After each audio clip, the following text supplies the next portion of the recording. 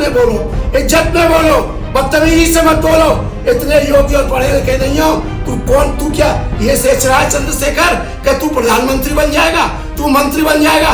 स्वप्न देख, स्वप्न देख, स्वप्न कभी कुछ नहीं है। और तेरा भी भगवान के द्वारा काल निश्चित हो चुका है। मैं श्री हरि सुरेश आचार्य वृंदावन। ये लिख लो, गोस्वामी जी कहते हैं कि जो राम जी को नहीं भजता वो चारों वर्णों है। वो राम को भजने वाला उत्तम और राम को भजने वाला, ये गोस्वामी जी का तात्पर्य है। भाव और भावना बस पूज्यपाद सर्वदर्शनाचार्य जगत गुरु श्रीमद राम भद्राचार्य जी महाराज ने अपने चौपाई के अर्थ के अंतर्गत कहा है कि जो राम को भजता है वो राम है, और जो चाम को भजता है। तो शब्द में कौन सी गाली है? हमने तो तुमको नहीं बनाया चंद्रशेखर। हमने तो, हमारे पूर्वजों ने, सवर्णों ने तुम्हारे बच्चों का पालन पोषण किया, तुम्हारी पढ़ाई लिखाई कराई। हमने अपने बच्चों के कपड़े सिलवा करके तुमको भी दिए, तुमको भी अन्न खिलाया, तुम्हारे पूर्वजों को।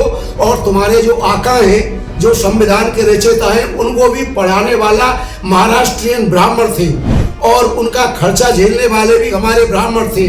और उसमें बुरा मानने की जरूरत क्या है कि तुम सब अपने शब्दों के द्वारा तुम स्वयं स्वीकार कर रहे हो कि हम चमड़ी उतारना जानते हैं, हम चमड़े के जूता बनाना जानते हैं। तो तुम तो स्वयं स्वीकार कर रहे हो कि तुम हो। इसमें क्या बुरा कह दिया किसी ने? और क्या बुरा है? बुराई क्या है? के लिए हमने हमेशा प्रशंसात्मक शब्द कहा है, सीधी जाती है। लेकिन तुम जो गुंडागिरी कर करके और बदमाशी करके हमारे आचार्यों को, हमारे सवर्णों को, हमारे शास्त्रों को अगर अनभिज्ञता पूर्ण बोलोगे तो इसका मतलब तो यह है कि तुम बिल्कुल पढ़े लिखे अयोग्य व्यक्ति हो। तुम क्या चमड़ी उतारोगे यार? हम पहलवान के वंशज हैं, हम ब्राह्मण के वंशज हैं। जब हमने सर उड़ा दिए तो तुम्हारों को सर उड़ाने में हमें कितनी देर लगेगी? कौन सी कार्यवाही करोगे तुम?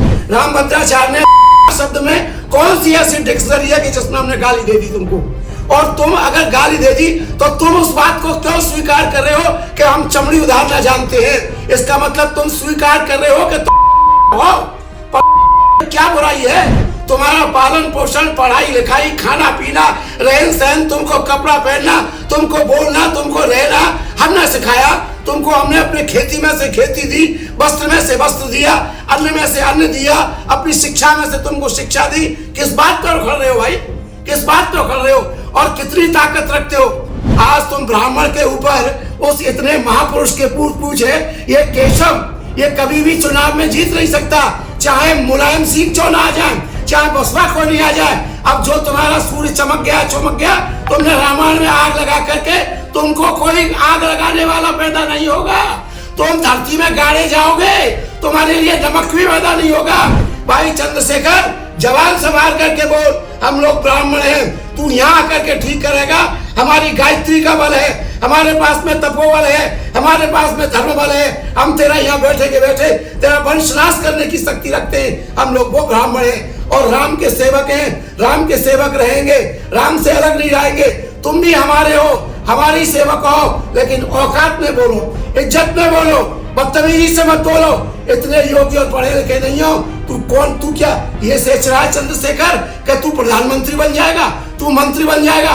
स्वप्न देख, स्वप्न देख, स्वप्न कभी कुछ नहीं है। और तेरा भी भगवान के द्वारा काल निश्चित हो चुका है। जय जय श्री हरि। मैं श्री हरि सुरेश आचार्य वृंदावन। धर्म की आवाज चैनल को सब्सक्राइब अवश्य